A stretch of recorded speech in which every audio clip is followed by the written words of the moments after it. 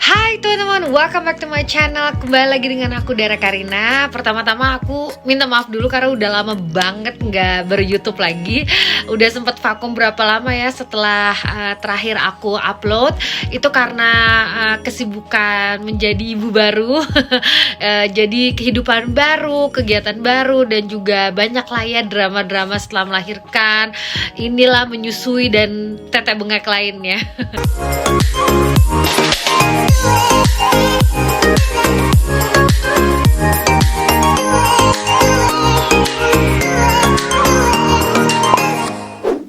Nah, sesuai dengan judul yang sudah kalian baca, hari ini aku mau kasih tips and trick bagaimana sampai IVF aku berhasil.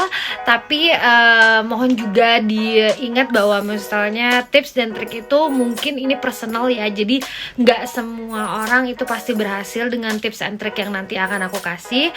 Tapi mungkin ada beberapa yang sama dengan yang lainnya yang bisa kalian ambil juga.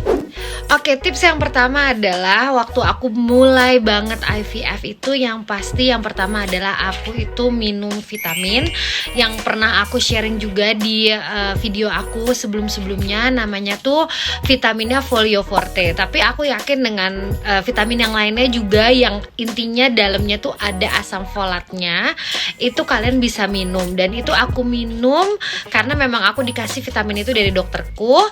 Dan sebenarnya nggak dianjurkan untuk suami minum si Folio Forte itu juga. Tapi Folio Forte itu ada juga yang buat Folio Forte Men. Jadi aku ya udahlah, maksudnya yang namanya ikhtiar jadi maksimal. Jadi aku suruh si Manuel minum si vitamin Folio Forte yang buat cowok gitu. Oke, lanjut tips yang kedua, yaitu yang aku dapatkan dari semua teman-temanku yang udah pernah IVF dan bayi tabung itu adalah makan telur putih. Jadi itu yang aku lakukan, aku makan aja, maksudnya aku ikutin aja semua yang dikasih tahu gitu dari Indonesia. Jadi kalau di sini sih jujur dokternya tuh nggak yang ngasih tips dan trik gitu sih. Maksudnya kalau kita tanya paling mereka lebih ke jawabannya tuh kayak minum vitamin gitu. Cuma kalau untuk kayak yang makanan gitu-gitunya paling cuma dibilangnya paling ya makan buah, makan sayur gitu aja. Cuma aku tahu dari saudaraku di Indonesia, dia juga melakukan bayi tabung dan itu dia makan telur putih itu minimal 4 dalam satu hari. Namanya kan juga orang berusaha ya, jadi semuanya aku makan aja lah. Dan terus aku tuh sebenarnya makan si telur putihnya itu nggak setiap hari itu nggak 4 gitu ya. Aku bikin tuh minimal 3 aja. Kalau misalnya lagi nggak enek-enek banget aku bikin 4 gitu atau 5 kadang-kadang. Nah, yang paling mudah itu sebenarnya direbus aja, terus kalian bisa makan putihnya aja ya, jangan yang kuning karena kalau kuningnya itu nanti banyak kolesterol. Terus kalau misalnya aku lagi enek-enek banget itu aku bikin jadi telur balado atau aku masukin ke dalam sup gitu. Atau kalau bagi teman-teman kalian yang suka gitu telur putih aja ya kalian makan aja telur putih langsung gitu abis direbus. Terus makanan dan minuman yang kira-kira yang aku hampir setiap hari aku makan ketika bayi tabung itu aku minum air kelapa murni. Jadi di sini tuh di sini tuh mahal banget itu air kelapa. Jadi tapi aku bela-belain lah, ya udah yang penting dalam 3 minggu ini ketika pas lagi aku waktu suntik bayi tabung itu aku minum setiap hari. Terus udah gitu pas lagi setelah pas hamil aku juga tetap minum setiap hari. Terus minimal aku 1 gelas jus itu aku minum. Terus harus makan buah itu minimal 3 buah. Apa aja lah, misalnya aku sih paling suka sih aku bikin smoothies.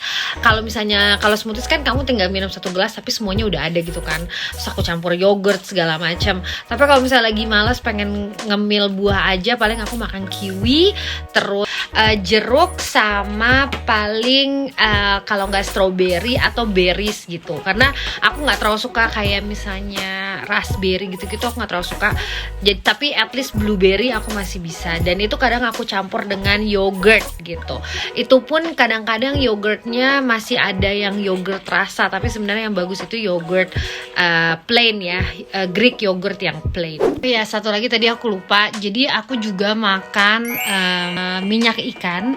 Jadi sebenarnya kan memang kalian harus makan yang banyak berprotein ya. Jadi kalian tuh harus makan ikan, terus juga Kilandra mau ikutan YouTube. Jadi kalian banyak makan ikan, terus juga makan telur yang seperti tadi aku bilang. Dan aku itu nggak terlalu suka. Sebenarnya aku suka ikan, cuma aku males gitu loh mengolahnya di sini. Jadi aku tuh kayak ambil jalan cepetnya aja. Aku makan minyak ikan gitu. Dan itu minyak ikan itu ada di mana-mana. Aku yakin kalian bisa mudah dapetinnya. Oke, lanjut adalah tidak minum minuman yang berkafein. Jadi bagi teman-teman yang cinta sama kopi banget, itu harus segera di stop gitu untuk pas lagi 2 minggu itu ya, spesial untuk 2 minggu itu kalian bener-bener harus stop. Dan kalau memang kalian pengen banget ya, usahakan itu minum kopi yang decaf, yang nggak pakai kafein, dan juga cari teh yang tidak pakai kafein. Oke, selanjutnya adalah tidak makan makanan junk food. Yang ini udah pasti clear lah ya bagi kita semua gitu, karena kita tahu kita lagi mempersiapkan badan kita untuk menjadi tempat yang paling sehat dan paling baik untuk si telur-telur ini berkembang. Jadi yang jelas yang pasti junk food itu big no-no, dan juga makanan-makanan instan kayak Indomie itu juga jujur itu buat aku susah banget karena aku anaknya Indomie banget. Tapi jauh sebelum aku mencoba mulai bayi tabung, itu aku udah mencoba stok banget yang namanya Indomie. Dan bagi kalian yang sangat-sangat kayak aduh susah banget, itu ada mie lemon Milo ya. Ini nggak dibayar loh sama lemon Milo, tapi maksudnya aku mau info aja, maksudnya aku tuh bener-bener kayak sangat pengen makan Indomie. Jadi at least aku seminggu sekali aku makan si lemon Milo. Walaupun lemon Milo itu sehat, tapi tetap aja kalau bisa makan yang lebih bergizi. Terus misalnya usahakan tambahin lah pokoknya kayak sawi yang banyak atau bayam gitu, dicampur aja di dalamnya, at least ada sayur yang bisa kita makan. Oke, lanjut tips yang berikutnya adalah, nah ketika kalian setelah melakukan embrio transfer, itu kan banyak yang bilang kalau misalnya kita itu tidak boleh bergerak, banyak yang katanya bed rest gitu. Sebenarnya sih bed restnya itu bukan bed rest yang bener-bener bed rest yang nggak bisa ngapa-ngapain, yang nggak boleh nggak apa-ngapain, bener-bener cuma tiduran doang. Itu sebenarnya juga salah, karena setelah aku tanya sama dokterku, ternyata dokterku bilang bahwa rahim kita ini juga butuh peredaran darah.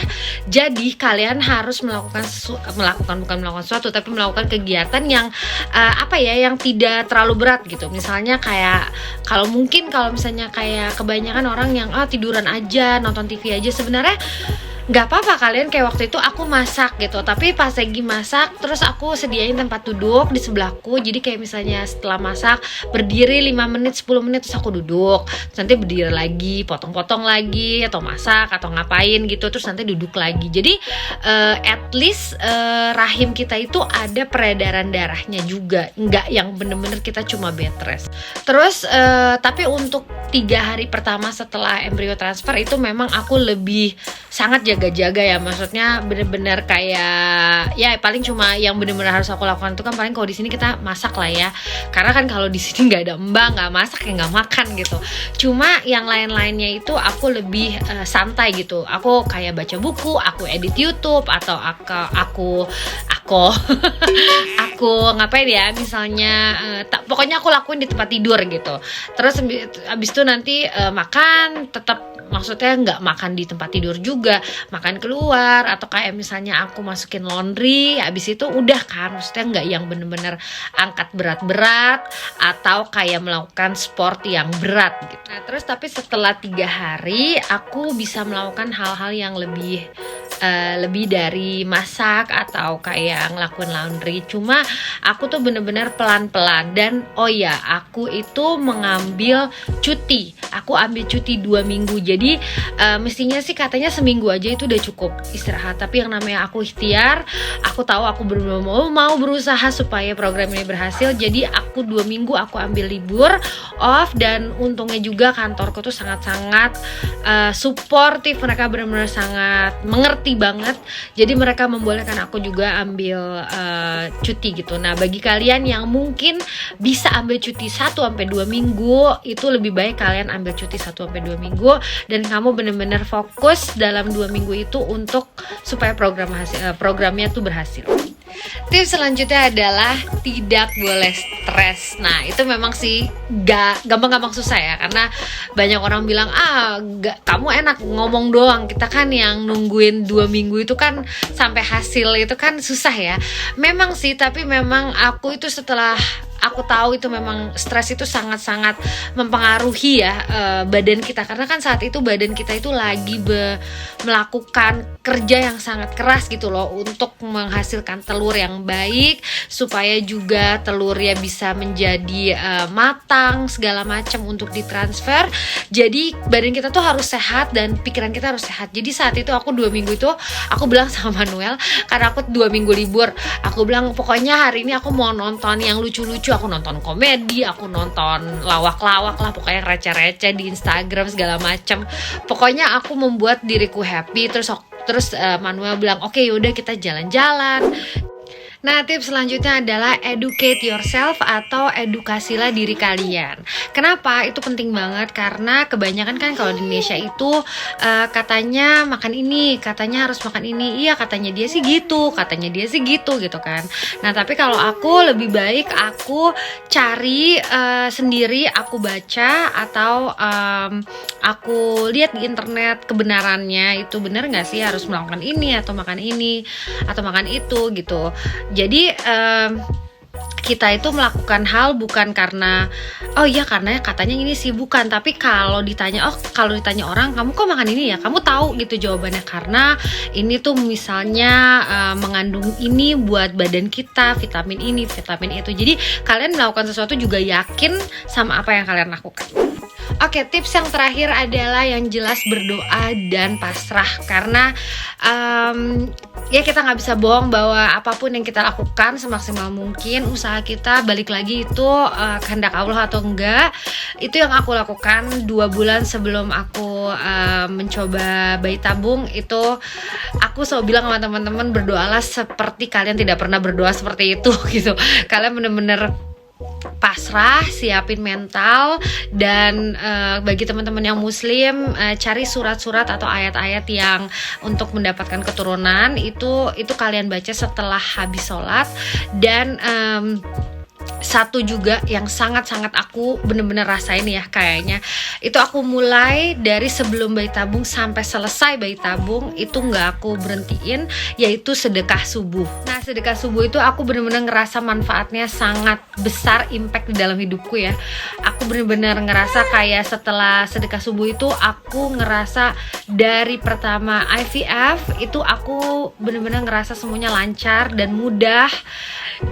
Efek ke badanku, terus segala urusan itu benar-benar dimudahkan, karena itulah salah satu doaku yang semoga segala urusan itu dimudahkan. Dan itu benar-benar semuanya itu lancar sampai detik ini.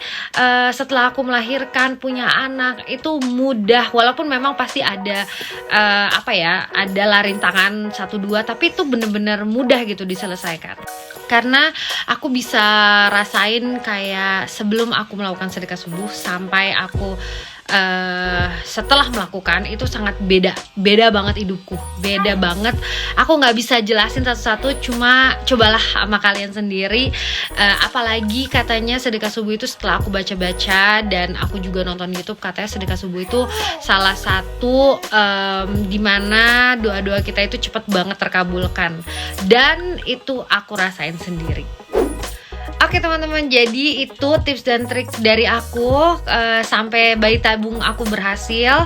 Aku berharap semoga teman-teman yang lagi berusaha, yang baru mau mulai, yang lagi menunggu 2 weeks wait, yang lagi mau ovarium pick up dan segala macamnya, semuanya berhasil sampai hasil pregnancy kalian nanti semuanya positif. Amin, amin, amin, amin. Oke, segitu dulu video kali ini. Terima kasih banget yang sudah nonton. Semoga video ini bermanfaat bagi kalian, dan kita ketemu lagi di video selanjutnya ya. Bye.